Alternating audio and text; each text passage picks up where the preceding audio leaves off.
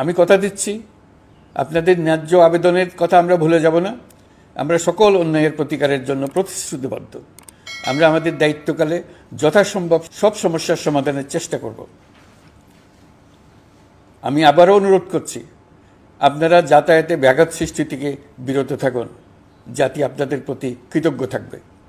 তৈরি পোশাক, ওষুধ শিল্প, এইসব এলাকায় শ্রমিক ভাই বোনেরা তাদের অভিযোগ জানানোর জন্য ক্রমাগতভাবে এই শিল্পের কার্যক্রম পরিচালনা বন্ধ রাখতে বাধ্য করছেন। এটা আমাদের অর্থনীতিতে যে নেতিবাচক প্রভাব ফেলবে সেটা মোটেই কাম্য নয়। এমনিতেই ছাত্র শ্রমিক জনতার বিপ্লবের পর যে অর্থনীতি আমরা পেয়েছি সেটা নিয়ম নীতিবিহীন, দ্রুত ক্ষীয়মান একটা অর্থনীতি। প্রাতিষ্ঠানিক কাঠামো প্রায় ধ্বংসপ্রাপ্ত। বৈদেশিক মুদ্রার রিজার্ভ তলানিতে গিয়ে ঠেকেছে। আমরা এই অর্থনীতিতে প্রাণ সঞ্চারের চেষ্টা করছি, আমাদের উদ্যোগে সারাও পাচ্ছি। ঠিক এই সময়ে আমাদের শিল্প কারখানাগুলো বন্ধ হয়ে যাক, অকার্যকর হয়ে যাক, এটা আমাদের অর্থনীতিতে বিরাট আঘাত পড়বে। সেটা কিছুতেই আমাদের কাম্য হতে পারে না। শ্রমিক ভাই বোনদের অনেক দুঃখ আছে, কিন্তু সেই দুঃখ প্রকাশ করতে গিয়ে আপনাদের মূল জীবিকা বন্ধ হওয়ার উপক্রম হলে সেটা ঠিক হবে না। দেশের অর্থনীতি ধ্বংসপ্রাপ্ত হলে সেটা ঠিক হবে না। শ্রমিক মালিক উভয়ের পক্ষে আলোচনা করে এসব সমস্যার সমাধান আমরা অবশ্যই বের করব। আপনারা কারখানা খোলা রাখুন, অর্থনীতির চাকা সচল রাখুন, দেশের অর্থনীতিকে সোজা হয়ে দাঁড়াতে দিন। আমরা আপনাদের সমস্যার স্থায়ী সমাধান বের করার জন্য সর্বশক্তি প্রয়োগ করব।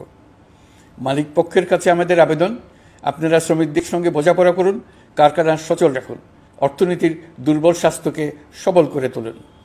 ওষুধ শিল্প এবং তৈরি পোশাক শিল্প দেশের গৌরব। এর মাধ্যমে আমাদের শ্রমিক ভাই বোনেরা তাদের কর্মকুশলতা বিশ্বকে মুগ্ধ করেছে। এর সাফল্য এখন থমকে আছে।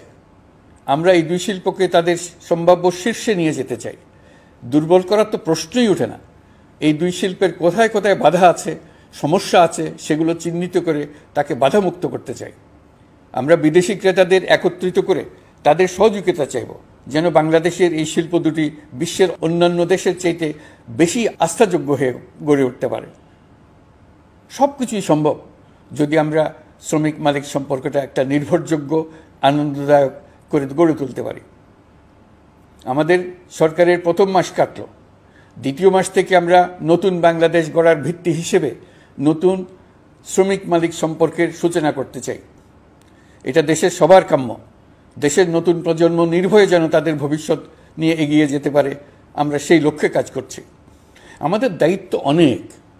ন্যায়ভিত্তিক একটা সমাজ গড়ে তোলার জন্য একসাথে অনেকগুলো কাজ আমাদের হাত দিতে হবে। 1 জুলাই থেকে 5 আগস্ট পর্যন্ত ছাত্র জনতার গণ আন্দোলনকে দমন করতে যেসব ফৌজদারি মামলা দায়ের করা হয়েছিল, এর মধ্যে হত্যা মামলা ছাড়া বাকি প্রায় সকল মামলা প্রত্যাহার করা হয়েছে। এইসব মামলায় গ্রেফতারকৃত সকলে মুক্তি পেয়েছে। দায়িত্ব গ্রহণের শুরুতেই অন্তর্বর্তীকালীন সরকার বিচার বিভাগের বড় সংস্কারের কাজে হাত দিয়েছে। যোগ্যতম ব্যক্তিকে প্রধান বিচারপতি নিয়োগ দেওয়াতে মানুষের মনে নতুন আশার সঞ্চার হয়েছে। আপিল বিভাগের বিচারপতি নিয়োগ, অ্যাটর্নি জেনারেল নিয়োগ এবং অন্যান্য নিয়োগগুলি অতি গুরুত্বপূর্ণ নিয়োগ, যেগুলো সবকটাই সম্পন্ন হয়েছে। সন্ত্রাস দমন আইন ও ডিজিটাল সাইবার নিরাপত্তা আইনে দায়েরকৃত মিথ্যা হয়রানিমূলক মামলাগুলো প্রত্যাহার করা হচ্ছে। সাইবার নিরাপত্তা আইন সহ বাংলাদেশে বিদ্যমান সকল কালো আইনের তালিকা করা হয়েছে। অতি সত্বর এই সকল কালো আইন বাতিল ও প্রযোজ্য ক্ষেত্রে সংশোধন করা হবে। সাংবাদিক সাগর রনি হত্যাকাণ্ড সহ বহুল আলোচিত 5টি হত্যাকাণ্ডের তদন্ত ও বিচার অগ্রাধিকার ভিত্তিতে ও দ্রুততম সময়ে নিষ্পত্তির জন্য সহায়তা প্রদান করা হচ্ছে। সম্প্রতি আমরা বলপূর্বক গুম থেকে সকল ব্যক্তির সুরক্ষার জন্য আন্তর্জাতিক কনভেনশনের সনদে স্বাক্ষর করেছি। ফলে স্বৈরাচার দ্বারা প্রতিষ্ঠিত গুম সংস্কৃতির সমাপ্তি ঘটানোর জন্য আন্তর্জাতিকভাবে আমরা প্রতিজ্ঞাবদ্ধ হলাম। এছাড়া আমরা ফেসিবাদ শাসনের 15 বছরে গুমের প্রতিটি ঘটনা তদন্ত করার জন্য পৃথক একটা কমিশন গঠন করছি। যেসব পরিবার তাদের নিখোঁজ পিতা, স্বামী, পুত্র এবং ভাইদের পাওয়ার জন্য বছরের পর বছর যন্ত্রণার সাথে অপেক্ষা করছেন, আমরা আপনাদের বেদনায় সমব্যথী। আয়নাঘরগুলো বন্ধ করে দেওয়া হয়েছে এবং সেই সাথে বের হয়ে আসছে ফ্যাসিস্ট হাসিনা সরকারের গুমের শিকার ভাই বোনদের কষ্ট ও যন্ত্রণা গাথা। আমাদের তরুণ প্রজন্মের ভবিষ্যৎ যেন উজ্জ্বল হয় সেটা নিশ্চিত করতে শিক্ষা ব্যবস্থার দিকে আমাদের পূর্ণ নজর রয়েছে। ইতোমধ্যে প্রথম শ্রেণী থেকে দ্বাদশ শ্রেণী পর্যন্ত বর্তমানের ত্রুটিপূর্ণ শিক্ষাক্রম পরিবর্তন করা হয়েছে। বই সংশোধন ও পরিমার্জনের কাজ শেষ পর্যায়ে আছে। এই সংস্কারের কাজ অব্যাহত থাকবে। বিশ্ববিদ্যালয়সমূহের উচ্চ প্রশাসনিক পদগুলো পূরণ করে শিক্ষা কার্যক্রম স্বাভাবিক করার কাজ দ্রুত গতিতে এগিয়ে চলেছে। বেসরকারি শিক্ষা প্রতিষ্ঠানগুলোর পরিচালনা বোর্ডে দখলদারিত্বের রাজনীতি বন্ধ করার ব্যবস্থাও নেওয়া হয়েছে। আপনারা নিশ্চয় লক্ষ্য করেছেন, আমাদের প্রথম মাসে দেশের প্রায় সকল বিশ্ববিদ্যালয়ের উপাচার্য এবং উপাচার্য মহোদয়গণ পদত্যাগ করেছেন। উচ্চশিক্ষার ক্ষেত্রে এটা বিরাট শূন্যতার সৃষ্টি করেছে। প্রথম মাসে আমরা ক্রমাগতভাবে প্রতিটি বিশ্ববিদ্যালয়ে সবার কাছে গ্রহণযোগ্য এমন উপাচার্য এবং উপাচার্য নিয়োগ দেওয়ার কাজ শুরু করেছে। এর ফলে সকল সরকারি এবং বেসরকারি বিশ্ববিদ্যালয়গুলোতে নতুন উদ্যমে কাজ শুরু করার পরিবেশ সৃষ্টি হয়েছে। সংবাদ মাধ্যম ও মত প্রকাশের পূর্ণ স্বাধীনতা ইতিমধ্যে নিশ্চিত করা হয়েছে। আমরা সবাইকে বলে দিয়েছি, আপনারা মন খুলে আমাদের সমালোচনা করুন, আমরা সবার মতামতের প্রতি শ্রদ্ধাশীল। মিডিয়া যাতে কোনো রকম বাধা বিপত্তি ছাড়া নির্বিঘ্নে তাদের কাজ করতে পারে সেজন্য একটা মিডিয়া কমিশন গঠন করা সরকারের সক্রিয় বিবেচনাধীন। আরও যেসব কমিশন সরকার সহ অন্য সবাইকে জবাবদিহিতার আওতায় আনতে পারে, আমরা তাদের পুনর্গঠন ও সংস্কারের উদ্যোগ নিয়েছি যাতে তারা আরও শক্তিশালী হয়, জনকল্যাণে কাজ করে। দায়িত্ব গ্রহণের পর বিভিন্ন দেশের সরকার প্রধান টেলিফোনে এবং শুভেচ্ছা বার্তা পাঠিয়ে আমাকে অভিনন্দন জানিয়েছেন। বিভিন্ন দেশের রাষ্ট্রদূত এবং হাই কমিশনার বৃন্দ আমার সাথে সাক্ষাৎ করে দ্বিপাক্ষিক সহযোগিতা বৃদ্ধির আশ্বাস দিয়েছেন। আমার অনুরোধে সংযুক্ত আরব আমিরাতের 57 জন বাংলাদেশি যারা ফ্যাসিবাদ বিরোধী বিক্ষোভে অংশগ্রহণ করা বিভিন্ন মেয়াদে কারাদণ্ডে দণ্ডিত হয়েছিলেন, তাদের সাধারণ ক্ষমা ঘোষণা করেছেন সে দেশের সরকার। ইতিমধ্যে তাদের কয়েকজন দেশে ফিরে এসেছেন। এই ক্ষমা প্রদর্শন ছিল অতি বিরল একটি ঘটনা। এই জন্য আমি সংযুক্ত আরব আমিরাতের রাষ্ট্রপতি শেখ মোহাম্মদ বিন জায়েদ আল নাহিয়ানকে ধন্যবাদ ও কৃতজ্ঞতা জানিয়েছি আপনাদের সবার পক্ষ থেকে। যে সমস্ত সরকার প্রধানের সঙ্গে আমার টেলিফোনে যোগাযোগ হয়েছে তাদের মধ্যে রয়েছেন ভারতের প্রধানমন্ত্রী নরেন্দ্র মোদী, পাকিস্তানের প্রধানমন্ত্রী শাহবাজ শরীফ। আমরা ভারত এবং অন্যান্য প্রতিবেশী রাষ্ট্রসমূহের সঙ্গে সুসম্পর্ক চাই, তবে সেই সম্পর্ক হতে হবে ন্যায্যতা এবং সমতার ভিত্তিতে। ভারতের সাথে আমরা ইতিমধ্যে বন্যা মোকাবেলায় উচ্চ পর্যায়ে দ্বিপাক্ষিক সহযোগিতার আলোচনা শুরু করেছি। দক্ষিণ এশিয়ায় আঞ্চলিক সহযোগিতা বৃদ্ধির লক্ষ্যে আমি সার্ক রাষ্ট্রগোষ্ঠী পুনর্জীবিত করার উদ্যোগ নিয়েছি।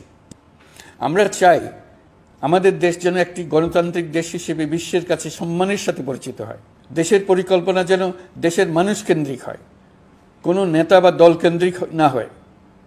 আমরা স্বৈরাচারী হাসিনা সরকারের অহেতুক কোটি কোটি টাকা ব্যয়ের প্রকল্প বাস্তবায়িত হতে দেখেছি, যেগুলো কখনোই দেশের মানুষের জন্য ছিল না, বরং এর সাথে জড়িত ছিল কুৎসিত আমিত্ব এবং বিশাল আকারের চুরি। চলমান এবং প্রস্তাবিত সকল উন্নয়ন প্রকল্পগুলোর যাচাই বাছাই করার কাজ ইতিমধ্যে আমরা শুরু করেছি। প্রকল্প বাস্তবায়নের পর্যায় বিবেচনা করে বাকি কাজে ব্যয়ের সাশ্রয় এমনকি প্রয়োজন মতে তা বাতিল করার কথা বিবেচনা করা হবে। দেশের মানুষকে আর ফাঁকি দেওয়া চলবে না। কর্মসংস্থান তৈরি করবে এমন প্রকল্পগুলোকে আমরা অগ্রাধিকার দেব।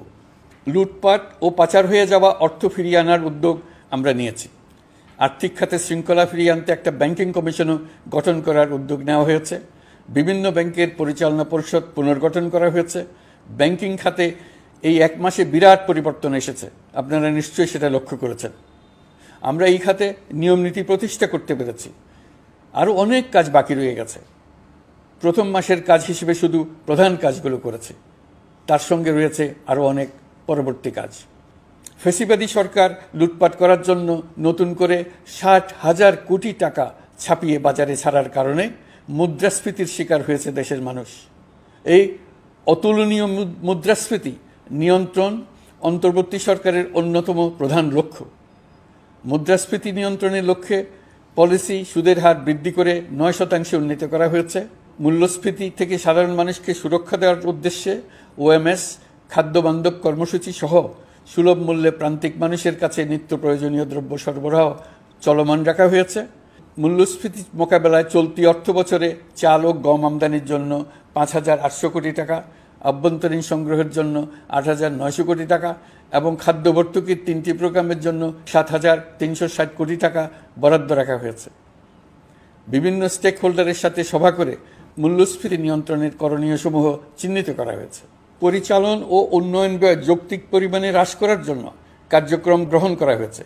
কৃষিপণ্য উৎপাদনের জন্য সার আমদানির ক্ষেত্রে প্রয়োজনীয় বৈদেশিক মুদ্রার সরবরাহ নিশ্চিত করার পদক্ষেপ নেওয়া হয়েছে। প্রকৃত চাষিগণ যাতে কৃষি ঋণ পেয়ে থাকেন তা নিশ্চিত করার উদ্যোগ নেওয়ার পাশাপাশি কৃষি ঋণের পরিমাণ বৃদ্ধি করা হয়েছে। মার্কিন ডলারের বিপরীতে টাকার বিনিময় হার স্থিতিশীল রাখার লক্ষ্যে বৈদেশিক মুদ্রার বিনিময় হারকে বাজার ভিত্তিক করা হয়েছে। কালো টাকা সাদা করার অনৈতিক অনুমতি বাতিল করা হয়েছে। বৈদেশিক মুদ্রার রিজার্ভ বৃদ্ধি করতে বিভিন্ন উন্নয়ন সহযোগীদের কাছ থেকে বাজেট সাপোর্ট চাওয়া হয়েছে। আন্তর্জাতিক মুদ্রা তহবিল থেকে অতিরিক্ত 3 বিলিয়ন মার্কিন ডলার, বিশ্বব্যাংক থেকে অতিরিক্ত 1 বিলিয়ন ডলার, জাইকা থেকে অতিরিক্ত 1 বিলিয়ন মার্কিন ডলার প্রদানের অনুরোধ করা হয়েছে।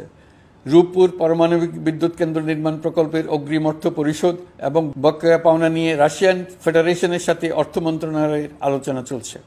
পাইপলাইনে থাকা 48 বিলিয়ন মার্কিন ডলার বৈদেশিক সহায়তা ব্যবহারের উদ্যোগ নেওয়া হয়েছে।